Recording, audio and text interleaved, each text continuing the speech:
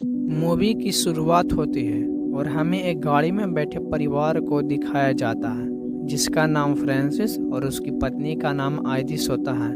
उसके बड़े बच्चे का नाम जोसू और उसके छोटे बच्चे का नाम लोकस होता है। सब लोग मिलकर शहर से फ्रांसिस के पिता के घर जाते हैं। फ्रांसिस घर में जाता है और अपने पिता के रूम में अपनी पिता की लाश देखता है। लाश से वह घड़ी निकाल लेता है और बंदूक भी ले लेता है। फिर रूम से निकल जाता है। रूम से निकलने के बाद वह अपनी ज़ॉम्बी माँ को देखता है जो उसे मारने के लिए आ रही होती है, पर फ्रांसिस उसे मार देता है। आगे अपने माता पिता को दफनाने के बाद वह रात में उसे एक सपना आता है जिससे उसकी नींद खुल जाती है। आगे सुबह में कल पर वह पानी की जांच करता है। पानी साफ होने के कारण वह सबको पानी पीने को कहता है। सब पानी पी लेते हैं। आगे आइरिस के पास जोसू सामान लेकर आता है और वहां रखकर चला जाता है। बालकनी में जोसू फ्रांसिस को कॉटेज दिखाता है और कहता है उसमें खाने को कुछ होगा। दोनों उस कॉटेज में जाते हैं और वहां जाकर फ्रांसिस दरवाज़ा खोलता है और अंदर उन्हें मुर्गियां मिलती हैं पर ताला लगा होता है। दोनों चाबी खोजने लगते हैं। चाबी उन्हें एक आदमी के पैंट में लगी मिलती है। जोसू चाबी किसी तरह निकाल लेता है। बाद में घर जाने के बाद वह अपने हाथ मुंह धोता है। आइरिस जब पूछती है तो फ्रांसिस कहता है कि लाश देखी है इसने।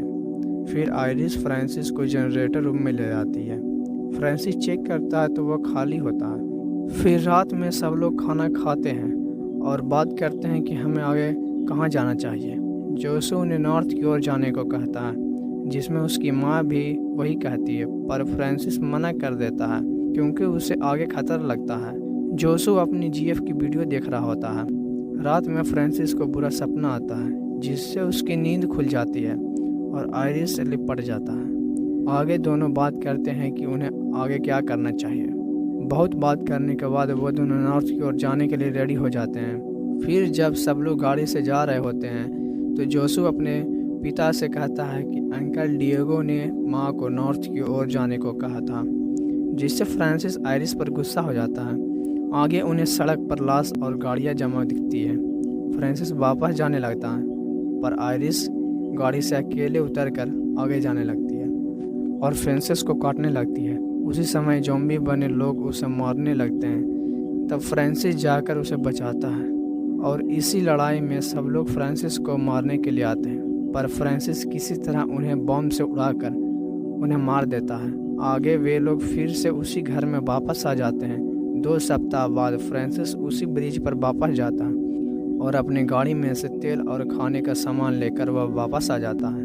बाद में तेल जनरेटर में डालकर वह लाइट जलाता है और अपनी एनिवर्सरी की वीडियो देख रहा होता है और उसी समय वो दोनों फिजिकल हो जाते हैं। सुबह जब फ्रांसिस तैयार हो रहा होता है तो वह बहुत खुश होता है क्योंकि उसने जिनसे कर्ज लिया था वह सब मर चुके हैं। इसलिए वह गांव में रहकर खेती करने की सोचता है।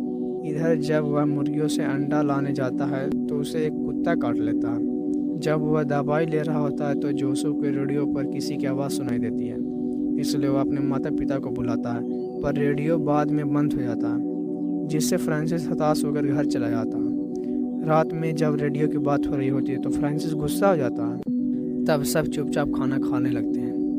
सुबह में जब जोसू अपने पिता फ्रांसिस को जनरेटर चालू करने की परमिशन मांगता है तो वह उस पर गुस्सा हो जाते हैं क्योंकि उनके पास लिमिटेड तेल है, जिनसे वह उस पर गुस्सा हो जाता है और उसे पकड़कर खेत में ले जाता है और एक बोतल पर निशाना लगाने को कहता है। उससे नहीं लगता पर फ्रांसिस चिल्लाता है जिससे उसका निशाना लग जाता है। गोलियों की आवाज़ सुनकर उसकी माँ उसके भाई के साथ खेत में आ जाती है, पर यहाँ ज़ॉम्बियों का झुंड भी आ जाता है, जिससे वह बचने के लिए वे लोग घर भागने लगते हैं। पर ज़ॉम्बी उन्हें सूंघते सूंघते उसके घर में चले जाते हैं और वहाँ गेट को तोड़ने लगते हैं, पर वहाँ एक गाड़ी आ जाती है जो उन्हें अपने पीछे ले जाती है। सुबह फ्रांसिस देखता है उसकी मुर्गियाँ सब तबाह हो गई है, जिससे वह दुखी हो जाता है। जब वह तालाब पर जाता है तो उसे उसका भाई नाव पर बैठा दिखता है, जिससे वह बात करता है और उस पर गुस्सा हो जाता है क्योंकि उसका भाई उसे नॉर्थ की ओर जाने को कहता है, जिससे वह उस पर गन तान देता है और उसे जाने को कहता है, पर जाते समय उसका भाई उसे मैप वहीं रखकर चला जाता है। फ्रांसिस वह मैप उठाकर घर चला जाता है और घर जाने के बाद वो सब सामान ठीक करता है। खिड़की के पास उसके बेटे और पत्नी को ज़ॉम्बी दिखाई देता है, जिसका फ्रांसिस पीछे कर उसे मार देता है। और घर आने के बाद वह सबको हमेशा घर के अंदर रहने को कहता है, क्योंकि ज़ॉम्बी चारों तरफ होते हैं। रात में सब खाना खा रहे होते हैं तो फ्रांसिस सबको अपनी विश बताने को कहता है, जिसमें जोशु मैप मांगता है। तो आयरिस इसके बारे में पूछती है तो फ्रांसिस मैप को आग लगा देता है, जिससे वह दुखी हो जाती है और वहाँ से चली जाती है। सवेरे जब लोकस पढ़ रहा होता है तब उसकी माँ उसे पढ़कर सुनाती है।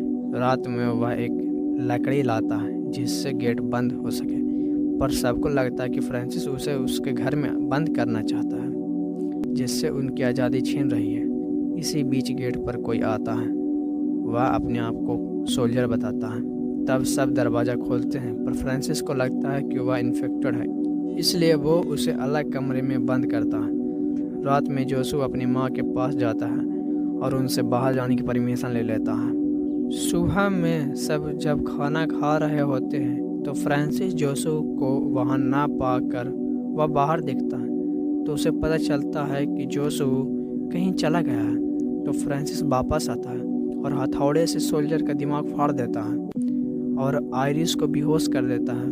और जब आयरिस की आँख खुलती है तो वह एक कमरे में बंद होती है लोकस के साथ। वह चीखती है, चिल्लाती है और फ्रांसिस को दरवाज़ा खोलने को कहती है।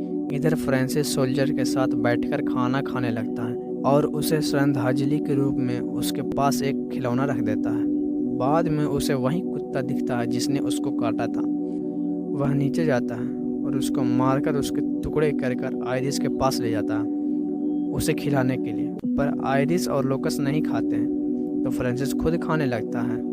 तब आयरिस चाकू देख लेती है और फ्रांसिस को अपने बात में उलझाने की कोशिश करने लगती है, पर फ्रांसिस समझ जाता है और उसे अपने से दूर करके चाकू ले लेता है और उसे बंद करके फिर चला जाता है। इधर लोकस अपनी माँ को एक आइडिया देता है जिसमें लोकस चिल्लाता है, जिससे फ्रांसिस उसके पास आ जाता है और आयरिस फ्रांसिस को धोखे से चाकू मारकर उसे कमरे में बंद कर वहाँ से चली जाती है। पर वह जैसे ही बाहर जाती है वहाँ ज़ॉम्बी होता है और उस पर हमला कर देता है और घर में घुस जाता है।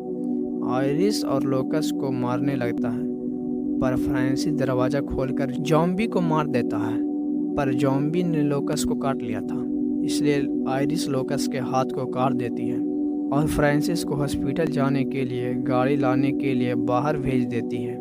फ्रांसिस गाड़ी के पास पहुंच जाता है, पर जोशु फ्रांसिस को गोली मार देता है, क्योंकि उसे लगता है कि उसके पिता ज़ॉम्बी बन चुके हैं। पर उसे जल्दी पता चल जाता है कि उसने गलती कर दी है, इसलिए वह जल्दी से गाड़ी में बैठकर घर चला जाता है।